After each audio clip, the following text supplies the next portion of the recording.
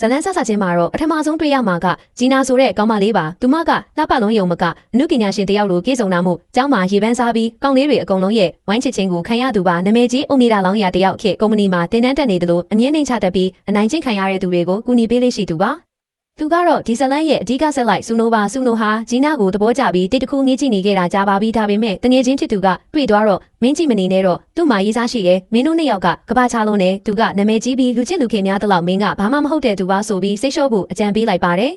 ်တကယ်တော့ဂျီနာနဲ့သူမရဲ့ရေးစားတက်တို့ကြားမှာပြဿနာရရှိနေခဲ့တာပါဂျီနာမွေးနေ့ပွဲကိုလာဖို့ပြက်ကွက်ခဲ့လို့တက်ကလာတောင်းပန်ပေမဲ့ဂျီနာကအေးဆက်ဆက်တုံ့ပြန်ပြီးလမ်းခွဲဖို့ပြောလိုက်ပါတယ်တက်ကခိုင်လုံတဲ့အကြောင်းပြချက်မရှိဘဲမခွဲနိုင်ဘူးလို့အတင်းကြီးတဲ့အခါဂျီနာကစိတ်ကုန်နေပြီဖြစ်ကြောင်းနဲ့ရေးစားသေးရနေပြီလို့လိန်ပြောလိုက်ပါတယ်တက်ကမယုံပဲဘသူကများမင်းလိုမင်းကလေးနဲ့တွဲရလောက်အောင်ကန်ဆိုးနေတာလေလို့ထောင်ပြုံးပြုံးပြီးမေးလိုက်တဲ့အခါဂျီနာလက်ထွက်သွားပါတယ်အဲ့ဒီအချိန်ဘေးပတ်ဝန်းကျင်ကိုပြတရားကြည့်ရင်တွေ့ရကောင်လေးတယောက်ရဲ့ကက်ပုံကိုထောက်ပြပြီးဒီမှာဒါငါရေးစားတစ်ပဲလို့ပြောလိုက်ပါတော့တယ်အဲ့ဒီဓာတ်ပုံတွေကသူကတော့တခြားသူမဟုတ်ပဲဆူနိုဖြစ်နေခဲ့တာပါ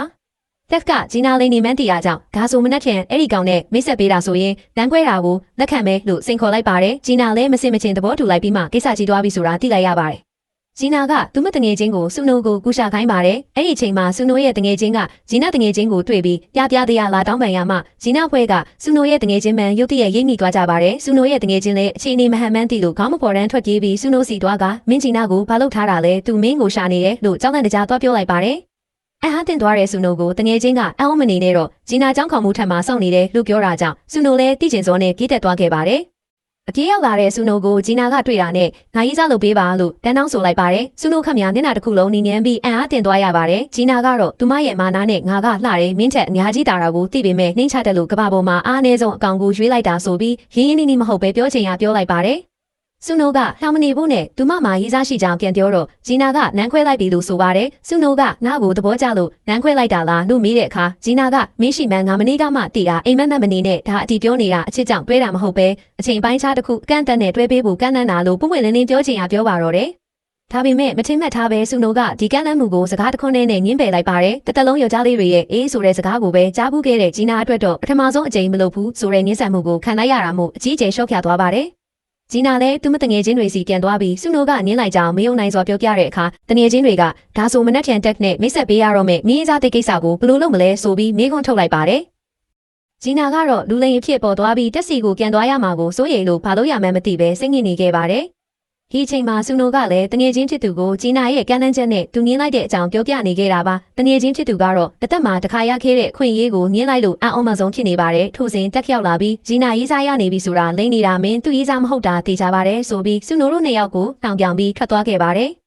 ခြားတစ်ဖက်မှာတော့ဂျီနာဟာဆူနိုရဲ့ငင်းဆန်မှုကိုစိတ်ဆိုးပြီးကဘာကြီးတစ်ခုလုံးကသူ့ကိုစန့်ကျင်နေတယ်လို့ခံစားနေရပါတယ်။အဲ့ဒီအချိန်မှာတက်ရောက်လာပြီးဒီနေ့ရေးစားတဲ့နဲ့မိတ်ဆက်ပေးမှလားဒါမှမဟုတ်နောက်ဆုံးမလို့လားလို့မေးတဲ့အခါဂျီနာကမစုတ်တမ်းမိတ်ဆက်ပေးမယ်လို့ပြန်ပြောလိုက်တာမို့တက်ကကျောင်းစင်းရင်စောင့်နေမယ်လို့စင်ခေါ်သွားပါတယ်။အခြေအနေတွေအရဂျီနာမှာဆူနိုကိုမရရအောင်အတင်းခေါ်ဖို့မှတပါအခြားနည်းမရှိတော့ပါဘူး။ဒါပေမဲ့ဆူနိုကအတင်းကျပ်လို့လည်းမတွဲနိုင်ဘူးလို့ပြက်ပြက်သားသားနင်းနေသေးပါဒါကြောင့်ဂျီနာကတက်နဲ့လမ်းခွဲခဲ့ရတဲ့အကြောင်းရင်းအမှန်ကိုဖွင့်ပြောပြလိုက်ပါတယ်။ဆူနိုလည်းဂျီနာကိုတနာသွားပြီးကူညီတဲ့အနေနဲ့ရေးစားအဖြစ်စေတနာဝန်ထမ်းလုပ်ပေးမယ်လို့ပြောလိုက်ပါတယ်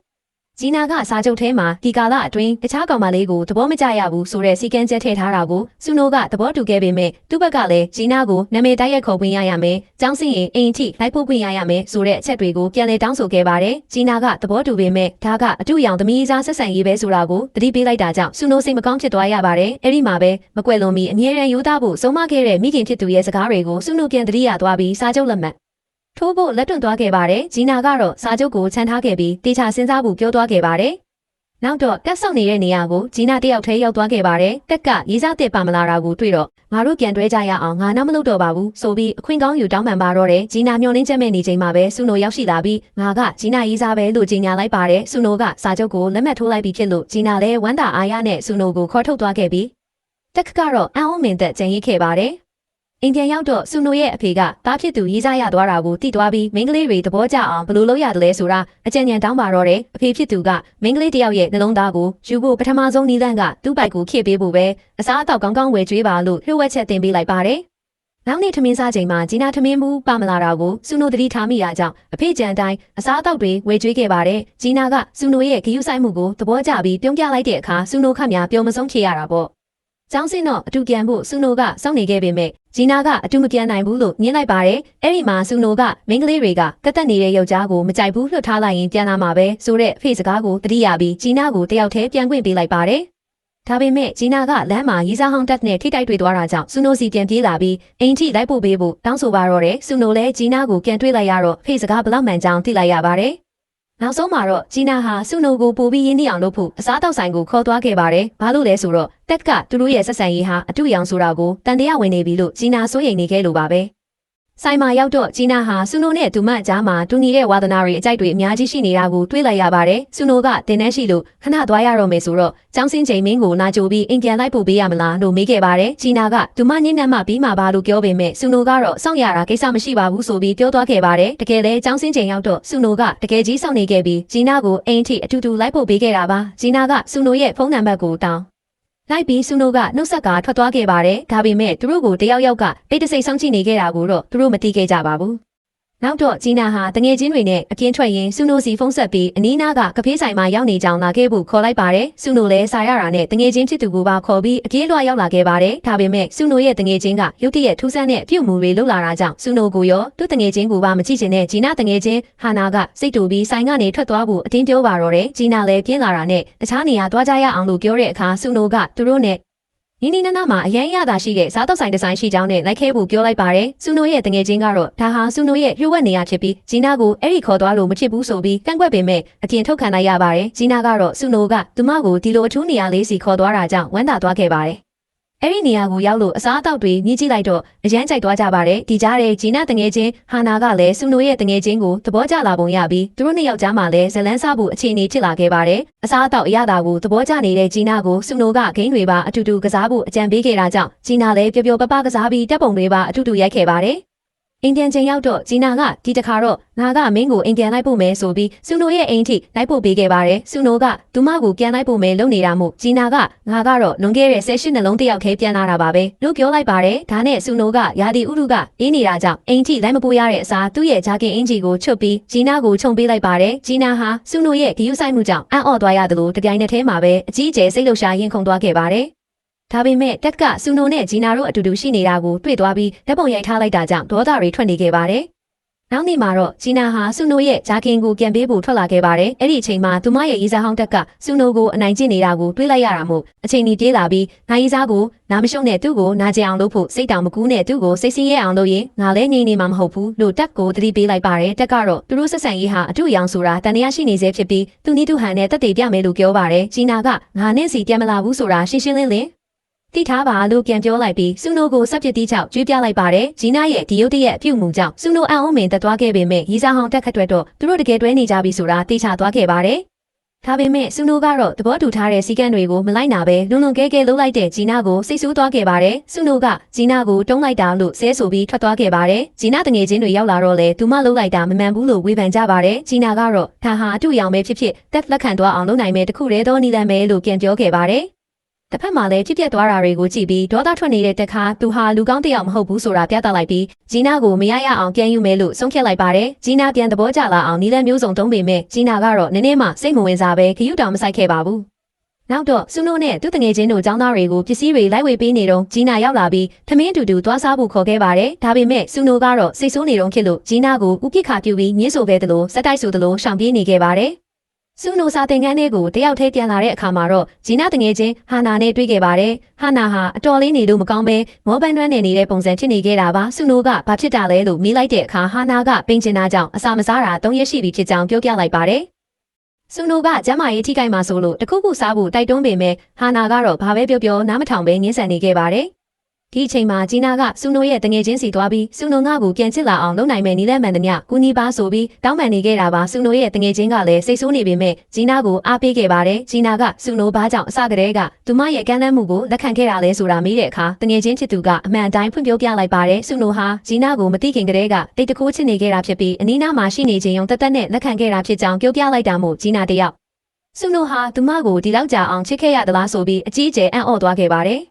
်တ တစ်ဖက်မှာလည်းဆူနိုဟာဟာနာနဲ့အတူရှိနေခဲ့ပါတယ်ရေတက်မခန်းချောက်ရအောင်ဆူနိုကရေဘူးကမ်းပေးတဲ့အခါဟာနာကတောက်လိုက်ပါတယ်ဆူနိုကအိမ်မက်အတွက်စိတ်သက်ခိုင်မာစွာနဲ့စူးစမ်းနေတဲ့ဟာနာရဲ့ဆွဲကိုချီကျူးပြီးအားပေးခဲ့ပါတယ်ဟာနာကနာမည်ကြီးအုံနေတာဖြစ်ချင်လို့မစားမတောက်ပဲနေတာကိုလူတွေကစမ်းတယ်လို့ထင်ကြကြောင်းပြောတဲ့အခါဆူနိုကသူ့မျက်စိထဲမှာတော့ဟာနာဟာအရန်တော်တဲ့သူပါလို့ပြောရင်းဝိမတက်စေမဲ့အစားတောက်တစ်ခုခုတော့စားဖို့တောင်းဆိုခဲ့ပါတယ်ဟာနာလည်းဆူနိုစကားကိုနားထောင်လိုက်ပြီးဆူနိုကဂျီနာရီစာအဖြစ်ဟန်ဆောင်နေတာမဟုတ်ပဲတကယ်တဘောကျနေတာမျိုးမရှိဘူးလို့ထင်ထားတာကြောင့်ဆူနိုကိုပြန်ပြီးအားပေးခဲ့ပါတယ်ဒါပေမဲ့ဟာနာကိုရိုင်ရဲ့ဆူနိုကိုစတင်စိတ်ဝင်စားလာတဲ့ပုံမှာပဲဒါရီပြီးနောက်ဂျီနာကဆူနိုစီသွားပြီးအနေလဲငါ့ကိုချစ်ရက်နဲ့ထိမထားပဲလှုပ်ဝက်ထားတာကြောင့်စာချုပ်ကိုချိုးဖောက်တာပဲလို့ပြောခဲ့ပါတယ်ဆူနိုကစာချုပ်မချိုးဖောက်ခဲ့ကြောင်းနဲ့သူ့ရဲ့ခံစားချက်တွေကအမှန်တကယ်ဖြစ်ကြောင်းဂျီနာတချင်းဆိုတာကိုစကြားဘူးတွေကသဘောကျခဲ့တာဖြစ်ကြောင်းပြောပြလိုက်ပါတယ်ဂျီနာကလည်းစာချုပ်ချိုးဖောက်ခဲ့မိတာကိုတောင်းပန်လိုက်တာမို့ဆူနိုကခွင့်လွှတ်ပြီးနှစ်ယောက်သားပြန်လည်အဆင်ပြေသွားကြပါတယ်အဲဒီနောက်ဂျီနာဟာတခွဲခန်းမှာနှလုံးခုန်လုံးသွားတိုက်တဲ့အခါရှေ့မာဆူနိုကိုတွေးလိုက်ရတာနဲ့တင်နှလုံးခုန်လုံးတွေမြန်လာခဲ့တာမို့ဆူနိုအပေါ်စတင်ရင်ကုန်စိတ်ဝင်စားနေပြီဆိုတာသိချသွားခဲ့ပါတယ်တစ်ဖက်မှာတော့တက်ကဂျီနာရဲ့ပြုတ်မှုတွေကိုကြည့်ပြီးအကြီးကျယ်ဒေါသထွက်နေခဲ့ပါတယ်သူတငယ်ချင်းတွေကတော့အဆင်ပြေသွားမှာပါဆိုပြီးနှစ်သိမ့်ပေးကြပါတယ်ဂျီနာတို့တငယ်ချင်းဖွဲ့တင်းတန်းကမ်းမှာလေ့ကျင့်နေတော့ဟာနာနဲ့တင်းတန်းဆရာတို့ဂျီနာကိုစကားလာပြောကြပါတယ်တင်းတန်းဆရာမကဟာနာကိုအဆင်မပြေဘူးလို့ပြောပေမဲ့ဂျီနာကိုတော့ပါရမီပါပြီးအရန်တော်ကြောင့်ချီးကျူးလိုက်တာမို့ဟာနာမျက်နှာမှာမနာလိုမှုတွေပေါ်ထွက်လာခဲ့ပါတယ်နောက်နေ့ကျောင်းမှာတော့ဆူနိုကသူတို့နှစ်ယောက်တွဲတာအထိမ့်မဲ့အဖြစ်ဂျီနာကိုလက်ဆောင်တစ်ခုပေးခဲ့ပါတယ်ဂျီနာအရန်သဘောကျသွားပြီးဆူနိုအပေါ်စိတ်ဝင်စားမှုတွေပိုပြီးတိုးဝလာခဲ့ပါတယ်သူမတငယ်ချင်းတွေကိုလက်ဆောင်သွားပြတဲ့အခါတက်ကတွေ့သွားပြီးမနာလိုစိတ်တွေပုံမှုပြင်းထန်လာခဲ့ပါတယ်တက်ခါသူတို့တွဲခဲ့စဉ်ကဂျီနာကသူ့ကိုအမြဲလက်ဆောင်တွေပေးခဲ့ပေမဲ့ဂယုမဆိုင်ခဲ့တာကိုပြန်တတိယသွားပြီးဂျီနာအပေါ်တန်ရောစင်ရှိနေစေဖြစ်ကြောင်းနဲ့သူ့ပြုတ်မှုတွေကိုနောက်တရနေကြောင်းထင်ရှားသွားခဲ့ပါတယ်ဂျီနာကလက်ဆောင်ကိုလော့ကာထဲတွားထည့်တဲ့အခါသူမရဲ့တပ်ပုံတစ်ပုံနဲ့အတူငါတို့မကြခင်တူတူရှိတော့မှာပါဆိုတဲ့လက်တင်ကားပွဲစာတစ်စောင်ကိုတွေးလိုက်ရပေမဲ့ဂယုမဆိုင်ပဲဆူနိုစီထွက်သွားခဲ့ပါတယ်ဆူနိုကတော့ဂယုဆိုင်ခံရတာကိုတွေ့ပြီးအံ့ဩသွားရတယ်လို့တငယ်ချင်းတွေဆူနိုကိုစားနောက်တဲ့အခါမှာလဲဂျီနာကကာကွယ်ပေးခဲ့ပါတယ်ဟာနာကနာမည်ကြီးအဆိုတော်တယောက်ရဲ့ကွန်ဆာတ်ပွဲသွားဖို့ခွင့်တောင်းတဲ့အခါဆူနိုကလည်းအဲ့ဒီအဆိုတော်ကိုသိနေပြီးအရန်ကြိုက်တဲ့ပရိသတ်တယောက်ဖြစ်နေခဲ့ပါတယ်ဆူနိုကအဲ့ဒီအဆိုတော်အကြောင်းပြောနေတာကြောင့်ဂျီနာစိတ်တူပြီးတဝင်းတူသွားခဲ့ပါတယ်ဆူနိုနဲ့သူ့တငယ်ချင်းတို့ထွက်သွားကြတဲ့အခါဂျီနာကအခွင့်ကောင်းယူပြီးအဆိုတော်အကြောင်းဟာနာကိုမေးမြန်းခဲ့တယ်လို့ဟာနာကဆူနိုကိုဘာလို့ရုတ်တရက်လက်ခံလာရတာလဲဆိုတာပါမေးလိုက်ပါတယ်ဟာနာကဆူနိုဟာလူကောင်းတစ်ယောက်မှန်းသိလိုက်ရလို့လက်ခံလိုက်တာပါလို့ဖြေပါတယ်ဂျီနာကဟာနာကိုဆူနိုကိုသဘောကျနေတာလားလို့ဆက်မေးတဲ့အခါဟာနာကငင်းဆိုလိုက်ပြီးနင်တို့နှစ်ယောက်ကဟန်ဆောင်နေကြတာပဲနင်တို့ဆက်ဆံရေးတစ်ခုလုံးကအတူရောင်လေးဆိုပြီးပြန်ပြောလိုက်ပါတယ်ဟာနာကြည့်ရတာသူမကိုယ်တိုင်ပဲဆူနိုကိုသဘောကျနေတဲ့အတိုင်းပျော်ရွှင်နေခဲ့ပါတယ်။စာသင်ခန်းကိုသွားမှာဟာနာတယောက်တက်နဲ့ဆုံခဲ့ပြီးတက်ကသူမစီကအကူအညီတစ်ခုတောင်းခံခဲ့ပါတယ်။တစ်ဖက်မှာတော့ဂျီနာဟာဆူနိုစီသွားပြီးကုမ္ပဏီကခေါ်ထားတာကြောင့်နေ့လယ်စာအတူမစားနိုင်တော့ကြောင်းဒါပေမဲ့ကိစ္စပြီးရင်အိမ်မှာလာစားဖို့ဖိတ်ခေါ်ခဲ့ပါတယ်။ဒါပြင်အဆိုတော်ရဲ့ကွန်ဆာတ်ပွဲကိုပါအတူသွားဖို့ပူစားတာကြောင့်ဆူနိုလည်းသဘောတူပြီးလိုက်သွားခဲ့တာပါ။ဒါပေမဲ့ပွဲပြီးမှာတော့ဆူနိုတယောက်ဂျီနာကိုသူမရဲ့ရေးစားဟောင်းနဲ့အတူတူတွေးလိုက်ရတာကြောင့်အကြီးကျယ်အံ့ဩသွားခဲ့ရပါတယ်။တကယ်တော့ဟာနာကကုမ္ပဏီရဲ့စားတောက်ဆိုင်မှာအရေးကြီးတဲ့သူတယောက်နဲ့တွေ့ဖို့ဂျီနာကိုခေါ်ခဲ့တာပါဂျီနာရောက်သွားတဲ့အခါစောင့်နေသူဟာရေးစားဟောင်းတက်ဖြစ်နေတာကြောင့်အံ့ဩသွားခဲ့ရပါတယ်တက်ကထိုင်စကားပြောဖို့တောင်းဆိုတဲ့အခါဂျီနာကအစပိုင်းမှာနင်းဆန်ပြီးဘာမှမဆိုင်တော့ကြောင်းပြောခဲ့ပေမဲ့တက်ကအတင်းကျပ်တောင်းပန်နေတာကြောင့်နောက်ဆုံးမှာသဘောတူလိုက်ရပါတယ်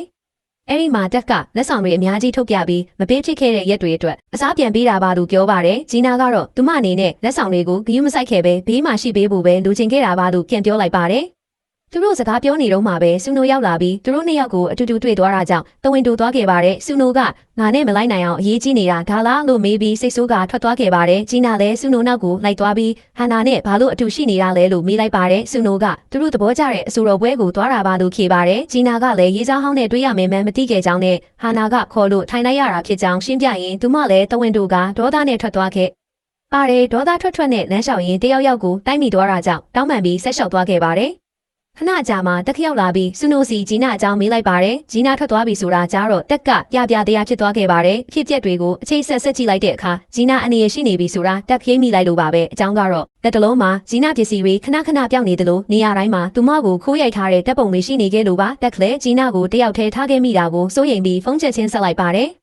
ဒီအချိန်မှာဂျီနာဟာသူမနောက်ကိုတယောက်နောက်ယောင်ခံလိုက်နေတယ်လို့ခံစားလိုက်ရပါတယ်ဂျီနာကနင်းပါလို့ငါ့ကိုစရော့ကလုပ်နေတာလေလို့မေးတဲ့အခါထိုသူကမကြခင်အတူတူရှိတော့မှာပါဆိုတဲ့စာကိုသတင်းပို့ခဲ့သူဖြစ်ကြောင်းပြောလိုက်ပါတယ်ထိုသူဟာသူမတို့ကျောင်းကကျောင်းသားတယောက်ဖြစ်နေတာကိုဂျီနာသိသွားပြီးအနားတိုးလာရင်ရဲတိုင်မဲလို့ချင်းချောက်လိုက်ပါတယ်ဒါပေမဲ့ထိုသူကဒေါသထွက်သွားပြီးငါမင်းကိုဘယ်တော့မှလက်လွတ်မှာမဟုတ်ဘူးလို့အော်ဟစ်လိုက်တာမို့စိတ်မနဲ့သူမန်းထင်ရှားသွားခဲ့ပါ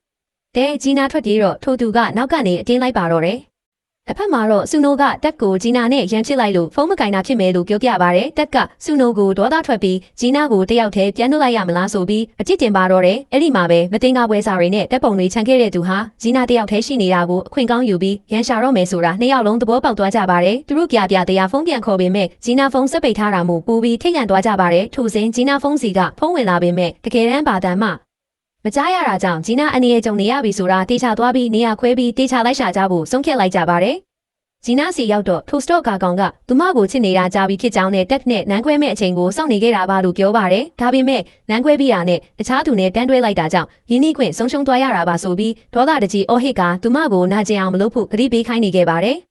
အဲ့ဒီအချိန်မှာပဲဆူနိုကန်ကောင်းစွာရောက်ရှိလာပြီးအာယုံကိုလွှဲပေးလိုက်တာကြောင့်ဂျီနာကအခွင့်ကောင်းယူပြီးခေါင်းကိုရိုက်ချလိုက်ပါတယ်။ဆူနိုကဂျီနာကိုစစ်ဆေးပြီးရဲခေါ်ထားပြီးပြီလို့ပြောလိုက်ပါတယ်။ရဲအိုးအိုးတန်ကြားလိုက်ရတော့စတော့ကာကောင်ထွက်ပြေးသွားရင်တက်နဲ့ထိတ်တိုက်တိုင်းမိသွားပါတယ်။တက်ကထိုသူဟာသူ့တငယ်ချင်းဖြစ်နေတာကြောင့်စတော့ကာမန်းမသိပဲမတင်ကားပွဲလူတွေးမိလားလို့မေးလိုက်ပါတယ်။ဒါပေမဲ့ရုတ်တရက်ထိုသူအိတ်ထဲကနေဂျီနာတပ်ပုံတွေထွက်ကြလာတာကိုတွေးလိုက်ရတာကြောင့်သူဟာစတော့ကာမန်းတိသွားပြီးရဲလက်ထဲအပြီးအပိုင်အနံလိုက်ပါတော့တယ်။နောက်ဆုံးမှာတော့ဂျီနာကိုအန်နီယေကနေဘေးကင်းအောင်ကယ်တင်ပေးခဲ့တဲ့ဆူနိုကိုတက်ကကျေးဇူးတင်စကားဆိုလိုက်ပါတယ်။ရဲတွေထွက်သွားတဲ့အခါဆူနိုစိတ်မကောင်းဖြစ်နေတာကိုဂျီနာသတိထားမိသွားပါတယ်။ဂျီနာကဒါဟာသူ့ခင်မဟုတ်ကြောင်းနဲ့အချိန်မီရောက်လာပြီးကယ်တင်ပေးခဲ့တဲ့ရွှေမင်းသားဖြစ်ခဲ့တာကြောင့်ဝမ်းသာတင်တယ်လို့ပြောလိုက်ပါတယ်။ဆူနိုကတော့ဂျီနာကိုအိမ်အထိနေအိမ်လိုက်ပို့ဖို့ဆုံးဖြတ်လိုက်ပြီးတကယ်လဲလိုက်ပို့ပေးခဲ့ပါတယ်။ဒါပေမဲ့မထင်မှတ်ပဲဂျီနာမိဘတွေခီးထွက်နေတာကိုသိလိုက်ရတော့ဆူနိုကတယောက်တည်းအဆင်ပြေရလားလို့မေးခဲ့ပါတယ်။ဂျီနာကစိတ်ချရအောင်အိမ်ထဲဝင်ပြီးကြည့်ကျင်လားလို့မေးလိုက်တဲ့အခါဆူနိုလည်းငင်းမဆန်ပဲလိုက်ဝင်သွားခဲ့တာပေါ့။ဆူနိုစိတ်လှုပ်ရှားနေတာကြောင့်ဂျီနာကကိုယ့်အိမ်လိုပဲသဘောထားပါလို့ပြောရင်ညစာအတူစားဖို့ဖိတ်ခေါ်လိုက်ပါတယ်။ဆူနိုကဂျီနာနဲ့ဟာနာတို့အတူရိုက်ထားတဲ့တပ်ပုံကိုတွေ့ပြီးဟာနာအကြောင်းမေးတဲ့အခါဂျီနာကခင်နာလေးမရှိပြီဖြစ်ပြီးသူမရဲ့အချစ်ဆုံးတငယ်ချင်းပါလို့ဖြေပါတယ်။ဆူနိုကစကားလမ်းကြောင်းခဲ့ပြီးသူရှိနေတဲ့ညကာလပတ်လုံးဘာမှစိုးရင်စရာမလိုပဲစိတ်အေးလက်အေးအိတ်ဆက်ဖို့ပြောလိုက်ပေမဲ့9မိနစ်ပဲမကြည့်သေးမီဆူနိုကိုယ်တိုင်အရင်အိပ်ပျော်သွားခဲ့ပါတော့တယ်ဂျီနာကတော့ဆူနိုကိုတကယ်စိတ်ဝင်စားစတင်ချင်မိနေပြီဆိုတာသိလိုက်ရပါတယ်နောက်နေ့ကျောင်းမှာတော့ဂျီနာကတက်ဆီသွားပြီးကျေးဇူးတင်စကားပြောခဲ့ပါတယ်တက်ကခွင့်ကောင်းယူပြီးတငယ်ချင်းဖြစ်တော့ပြန်ပေါင်းလို့ရမလားလို့မေးခဲ့ပါတယ်ထိုစဉ်ဂျီနာတငယ်ချင်းတယောက်ရောက်လာပြီးသူတို့ဖွဲ့ကိုသူမရဲ့အိမ်မှာအပန်းဖြေစရာခရီးသွားဖို့ဖိတ်ခေါ်ခဲ့ပါတယ်အားလုံးကသဘောတူကြသလိုဆူနိုနဲ့သူတငယ်ချင်းပါလိုက်ဖို့ပြင်ကြတာပေါ့ဒါပေမဲ့မချင်းမဲ့ပဲတက်ပါအတူတူလိုက်လာတာကိုတွေ့လိုက်ရတာကြောင့်ဂျီနာနဲ့တက်တို့ပြန်ပြီးခင်မင်သွားကြပြီဆိုတာဆူနိုသိလိုက်ရပါတယ်တငယ်ချင်းအိမ်ရောက်တော့ခရီးစဉ်အတွင်းကစားကြနောက်ပြောင်ကြရင်ပြောစရာအချိန်တွေကိုကုန်လွန်ခဲ့ကြပါတယ်ဆူနိုဟင်းချက်နေတော့ဟာနာရောက်လာပြီးကူနီပေးရမလားလို့မေးရင်ဆူနိုနဲ့ပူနီကတ်အောင်စူးစမ်းခဲ့ပါတယ်ဆူနိုကလည်းအာနာရာနဲ့စက်တုံနီးခိုင်းလိုက်ပါတယ်ဒါပေမဲ့ရုတ်တရက်ဂျီနာမိဖို့ချောင်းနဲ့ဝင်လာတဲ့အခါဆူနိုဟာဂျီနာကိုပဲငေးကြည့်နေမိပြီးဟာနာရှိနေတာကိုပဲမိသွားခဲ့တာမို့ဟာနာစိတ်တူသွားခဲ့ပါတယ်ညဘက်ခင်းကစားကြတဲ့အခါဘေးကသူနားမှာမေကွန်တိုးတိုးလေးမေးပြီးအဲ့ဒီမေကွန်နဲ့ကန်ကြီးရဲ့သူကိုလက်ညှိုးထုတ်ပြရတဲ့ဂိမ်းကိုကစားခဲ့ကြပါတယ်ဆူနိုရဲ့တငယ်ချင်းကမေကွန်မေတိုင်းဂျီနာကတက်ခေနာမည်ကိုပဲစက်တိုက်ခေနေတာကြောင့်ဆူနိုကမေကွန်တွေကိုတိကျင်လာခဲ့ပါတယ်တငယ်ချင်းဖြစ်သူကမေကွန်ကိုတိကျင်ရင်ကြောကုန်းကိုအရိုက်ခံရမယ်လို့ပြောတာကြောင့်ဆူနိုကအခေတိကျင်လို့အရိုက်ခံဖို့သဘောတူခဲ့ပါတယ်ဆူနိုစက်တိုက်အရိုက်ခံနေရပြီးဟာနာအလှည့်ရောက်တဲ့အခါတက်ကဟာနာကိုမေကွန်မေးပြီးဟာနာကဆူနိုကိုလက်ညှိုးထိုးပြခဲ့ပါတယ်ဂျီနာလည်းမေကွန်းတိကျင်တာနဲ့အရိုက်ခံလိုက်တဲ့အခါတက်ကဒီထဲမှာသဘောကျတဲ့သူရှိလားလို့ဟာနာကိုမေးခဲ့တာပါလို့ပြောပြလိုက်ပါတယ်ဂျီနာကဟာနာပါလို့ဆူနိုကိုရွေးလိုက်တာလဲဆိုတာတွေးတော့မိရင်မနာလို့ခက်ကစိတ်တူသွားခဲ့ပါတယ်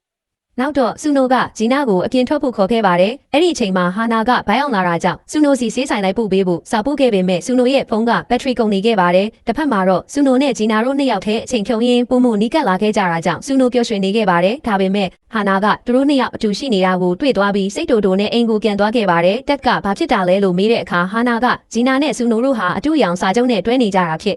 ပေမဲ့ခုတော့တကယ်ချစ်နေကြတဲ့အတိုင်းပုံနီးကပ်လာနေပြီလို့ဒေါသတကြီးပြောပြလိုက်ပါတယ်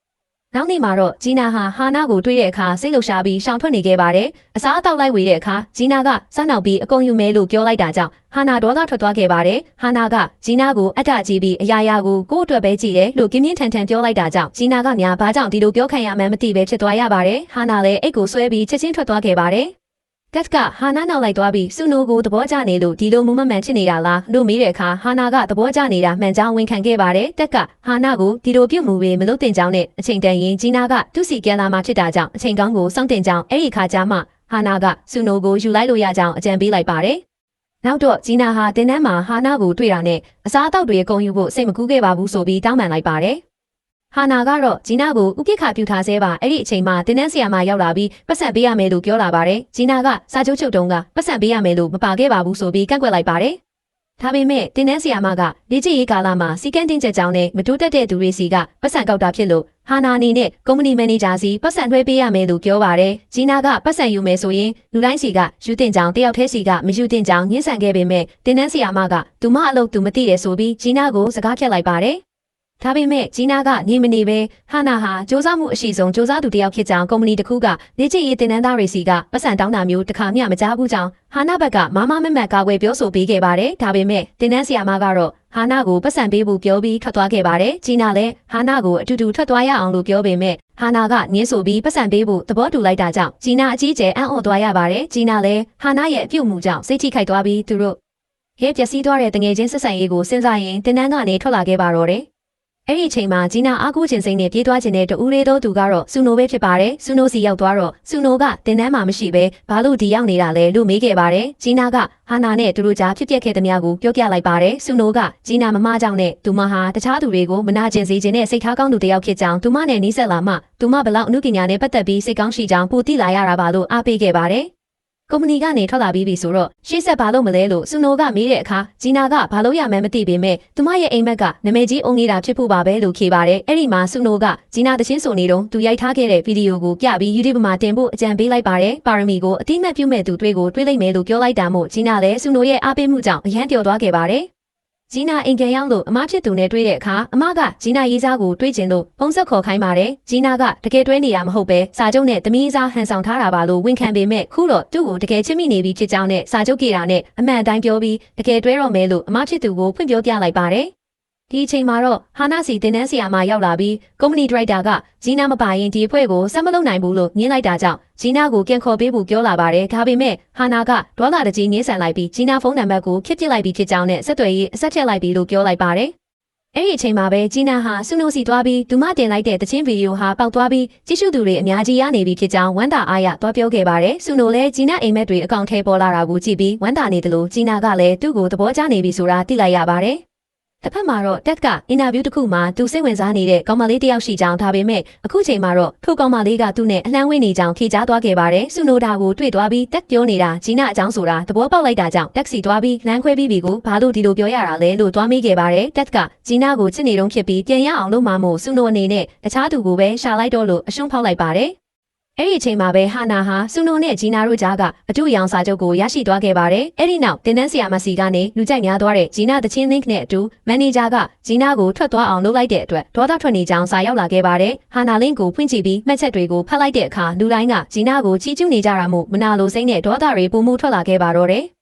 ဟာနာဟာဆူနိုစီသွားပြီးစာချုပ်ပြေသွားရင်ငါနဲ့တွဲရအောင်လို့တောင်းဆိုလိုက်ပါတယ်ဆူနိုကနောက်မနေဘူးနဲ့တငယ်ချင်းဖြစ်ပဲနေတာပူပေါင်းကြောင်ပြောခဲ့ပါတယ်ဒါပေမဲ့ဟာနာကသူမအတီပြောနေတာဖြစ်ကြောင်းဆူနိုကိုချစ်မိနေရကြပြီးဖြစ်လို့သူမကိုစောင့်ပေးဖို့သူမဟုတ်ဂျီနာနဲ့လိုစာချုပ်နဲ့တွဲပေးဖို့တောင်းပန်ခဲ့ပါတယ်ဆူနိုကိုအကောင်းဆုံးဗီယူဆိုင်မှာဖြစ်ပြီးဘယ်တော့မှစိတ်ဆင်းရဲအောင်မလုပ်ပါဘူးလို့ပါဂရီပေးရင်ဆူနိုစီကအချစ်ကိုတောင်းခံလိုက်ပါတယ်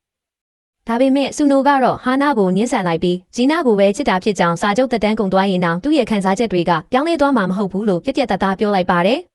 ်ဟာနာဒေါသထွက်သွားပြီးငါနေနဲ့နီးစပ်အောင်နီးလန်းမျိုးစုံတုံးခဲ့တာပါဂျီနာကနင့်ပေါ်ရိုင်းရိုင်းဆိုင်ဆိုင်ဆက်ဆံနေတာကိုဘာလို့သူ့ကိုမှဒီလောက်အထိတွေ့တာနေရတာလဲဆိုပြီးမေးလိုက်ပါတယ်အဲ့ဒီအချိန်မှာဂျီနာရောက်လာပြီးသူတို့နှစ်ယောက်ကိုတွေ့သွားခဲ့ပါတယ်ဂျီနာကသူတို့နဲ့အတူရှိနေပေးမှဖြစ်ပြီးဟာနာနဲ့သူမရဲ့ရေးစားတို့ဘာတွေဆက်ဖြစ်မလဲဆိုတာစောင့်ကြည့်မလို့ပါဆိုပြီးပြောလိုက်ပေမဲ့နောက်တော့ဆူနိုကိုခေါ်ပြီးထွက်သွားခဲ့ပါတယ်မထွက်သွားခင်မှာတော့ဟာနာကဆူနိုဟာဂျီနာရဲ့ရေးစားမှန်ချက်တနေပြီဆိုတာကိုသဘောပေါက်သွားပြီးဆူနိုနဲ့နောက်ထပ်မနီးစပ်ဖို့ဂျီနာကိုတောင်းဆိုခဲ့ပါသေးတယ်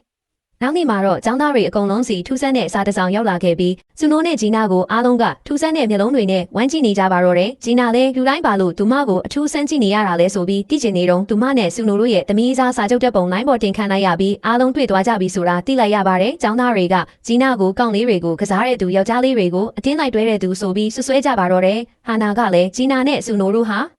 စာချုပ်အရဆက်ဆံရေးပဲရှိရဖြစ်ပြီးတကယ်ချစ်ကြတာမဟုတ်ဘူးလို့လူတွေရှေ့မှာပြောလိုက်တာမို့လူတိုင်းကဆူနိုရဲ့ခံစားချက်တွေကိုကစားခဲ့ပြီးသူ့အချစ်ကိုအခွင့်ကောင်းယူခဲ့တယ်ဆိုပြီးဂျီနာကိုပဲအပြစ်တင်ကြပါတော့တယ် တစ်ဖက်မှာတော့ဆုနိုဟာဒီသတင်းဆိုးကိုကြားလိုက်ရတာနဲ့သတင်းတွေကြောင့်ဂျီနာကိုဘာမှမနှောက်ယှက်နိုင်အောင်ဂျီနာစီအပြေးလွှားသွားခဲ့ပါတယ်။ဆုနိုကចောင်းသားတယောက်ကိုဆွဲမိလိုက်တဲ့အခါထိုចောင်းသားကစာချုပ်တဲ့ပုံပြန်သွားအောင်လုပ်မိတာသူ့ကစ်ပါလို့တောင်းပန်ပါတယ်ပစ္စည်းတစ်ခုခုယူတော့ကဂျီနာအိတ်ထဲကနေစာချုပ်ထွက်ကြလာတာပါလို့ရှင်းပြခဲ့တာပါဆုနိုကဘာမှမစိုးရိမ်ဖို့နဲ့ဂျီနာနဲ့တွားရောက်စကားပြောကြည့်မယ်လို့ပြောခဲ့ပါတယ်။ဂျီနာကသူမတငယ်ချင်းနဲ့ရှိနေတော့မှဆုနိုကငါ့ကိုချစ်နေတဲ့ညကာလပတ်လုံးတခြားသူတွေဘာပဲပြောငါဆုနိုကလွဲလို့ဘာကူမှဂရုမစိုက်ဘူးလို့ပြောပြခဲ့ပါတယ်။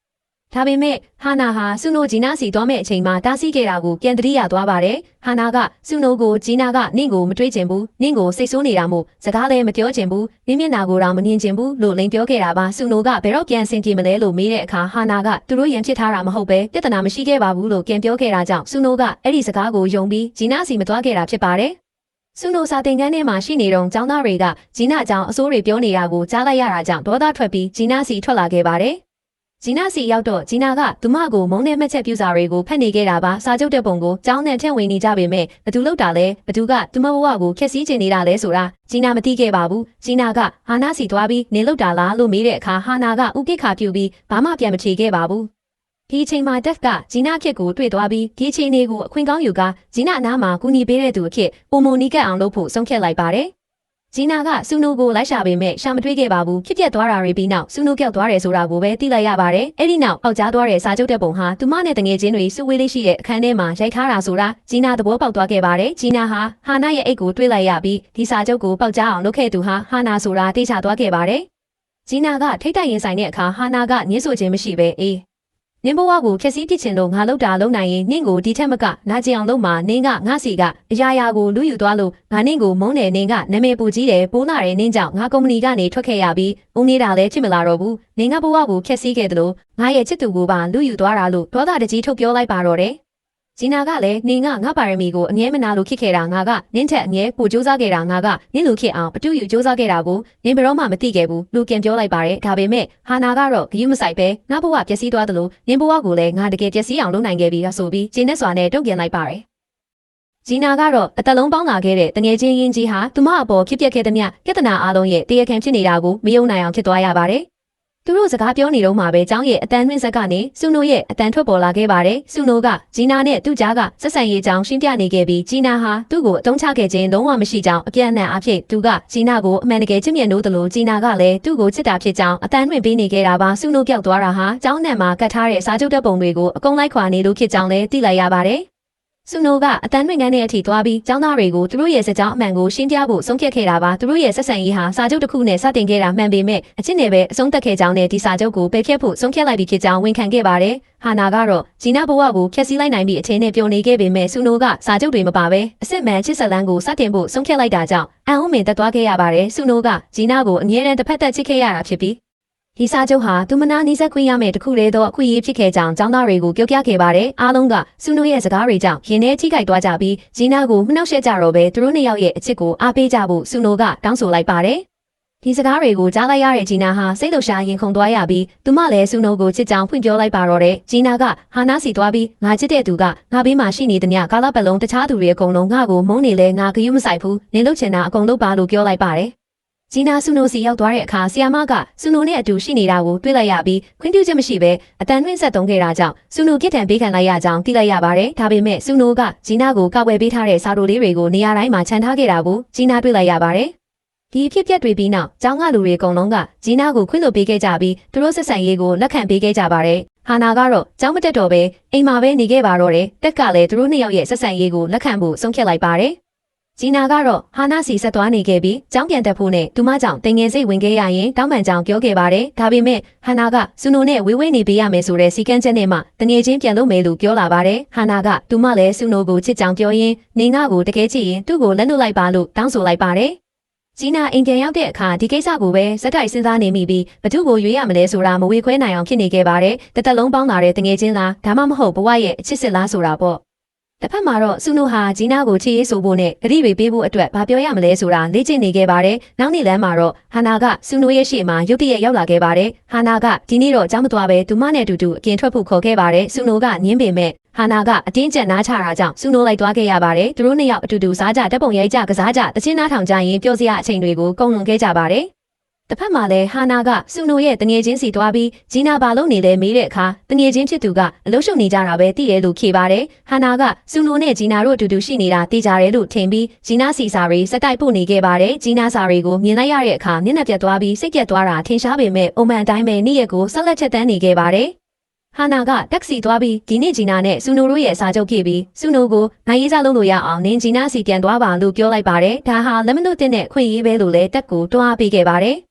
ဟာနာကစုနိုစီရောက်နိုင်ပေမဲ့ကျွန်တော်တို့ရဲ့မင်းသမီးကတော့ဂျီနာစီတွားပြီးတွဲပြီးရင်အတူတူအပြင်အများကြီးထွက်ကြတာပေါ့လို့အကြံပေးခဲ့ပါတယ်ဂျီနာကဒီစကားကိုကြားတော့တခုခုကိုစိတ်မကောင်းဖြစ်သွားတဲ့ပုံစံပေါ်လာခဲ့ပါတယ်ဒါပေမဲ့သူတို့စကားပြောနေတော့မှပဲဂျီနာမှာထားတဲ့ပစ္စည်းရောက်ပြီဆိုတဲ့ဖုန်းဝင်လာခဲ့ပါတယ်စုနိုကဂျီနာကိုဒီမှာပဲစောင့်နေဖို့နဲ့သူသွားယူပေးမယ်လို့ပြောသွားခဲ့ပါတယ်ဂျီနာကအခွင့်ကောင်းယူပြီးအဲ့ဒီအချိန်မှာဟာနာစီကရောက်လာတဲ့စာကိုကြည့်လိုက်ပါတယ်ဟာနာကစုနိုနဲ့ဒေးလုံနေတာလားဆိုပြီးစိတ်ဆိုးတဲ့ပုံစံနဲ့မေးထားတာပါအဲ့ဒီအချိန်မှာပဲစုနိုရဲ့ဖုန်းစီဖုန်းဝင်လာတာကြောင့်ဂျီနာကကင်လိုက်ပါတယ်အဲ့ဒီမှာတင်ဂျီနာတီးလိုက်ရတာကတော့စုနိုဟာဂျီနာအင်းရှိလန်းကိုဘေးကင်းကင်းနဲ့ချက်ကူးနိုင်ဖို့အတွက်အင်းရှိကမီးပွိုင်ကိုပြင်ပေးဖို့လူမှုရေးဝန်ဆောင်မှုဌာနစီတွားရောက်တောင်းဆိုပေးထားခဲ့တယ်ဆိုတဲ့အကြောင်းပဲဖြစ်ပါတယ်စုနိုကအသေးအဖွဲလေးတွေကအစဂယူးဆိုင်ပေးတာကိုတီးလိုက်ရတော့ဂျီနာမှာအရန်ကိုဝမ်းသာပီတိဖြစ်သွားရပါတယ်သူမလည်းစုနိုချစ်တယ်လို့မျိုးပြန်ချစ်နေခဲ့တာပါဒါပေမဲ့ဟာနာစာကိုပြန်မဖြေပဲတယောက်တည်းအိမ်ပြန်သွားခဲ့ပါတယ်နောက်နေ့ကြောင်းရောက်တော့သူတို့နှစ်ယောက်ဟာစကားမပြောကြပဲတယောက်ကိုတယောက်ရှောင်နေခဲ့ကြပါတယ်ဂျီနာတက်နဲ့တွေ့တဲ့အခါတက်ကနင်တို့နှစ်ယောက်ရန်ဖြစ်ထားကြတာလားလို့မေးလိုက်တော့ဂျီနာကလမ်းခွဲလိုက်ပြီလို့ပြောရင်းငူပါတော့တယ်တက်ကအစကတော့သူတို့ပြန်တွဲရအောင်လာတာဖြစ်ပေမဲ့ဂျီနာရဲ့မူကျွေးနေတဲ့ပုံစံနဲ့စုနိုအပေါ်ဘလောက်အထိချစ်တယ်ဆိုတာကိုတွေးလိုက်ရတာကြောင့်တငယ်ချင်းဖြစ်ပဲဆက်နေပြီးစုနိုနဲ့ပြန်ဆင်ပြေအောင်ကူညီပေးဖို့ဆုံးဖြတ်လိုက်ပါတယ်တက်ကဂျီနာကိုမင်းသူ့ကိုတကယ်ချ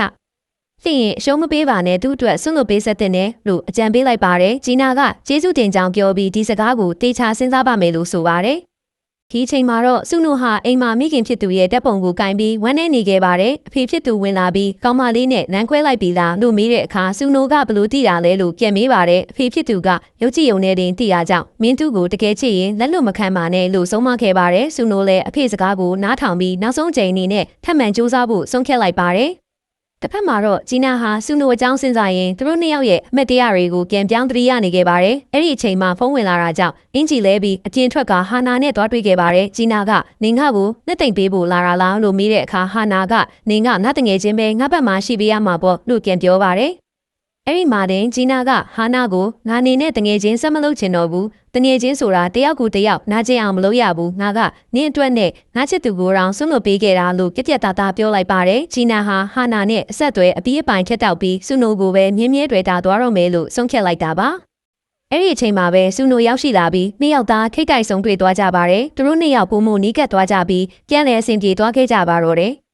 အချိန်တွေကုန်လွန်သွားခဲ့ပြီးဟာနာကတော့ကျောင်းကနေထွက်သွားခဲ့ပါတယ်။စစ်သူနှစ်ဦးကတော့ထောင်ရအတူတူရှိသွားမယ်ဆိုတဲ့စီကန်းချက်တွေနဲ့စာချုပ်တစ်ခုကိုထပ်မံချုပ်ဆိုလိုက်ကြပါတယ်။ဂျီနာလည်းသဘောတူလိုက်တာမို့အချစ်ဇလန်တစ်ခုပြန်လဲစတင်တော့မဲ့ပုံပါပဲ။ဇလန်လေးကတော့ဒီမှာတင်ပြီးဆုံးသွားခဲ့ပါပြီ။ channel ကို like နဲ့ subscribe လုပ်ပေးခဲ့ကြပါဦးနော်။နောက်ထပ်စကားကောင်းတွေမှာပြန်လဲဆုံတွေ့ကြရအောင်ပါ။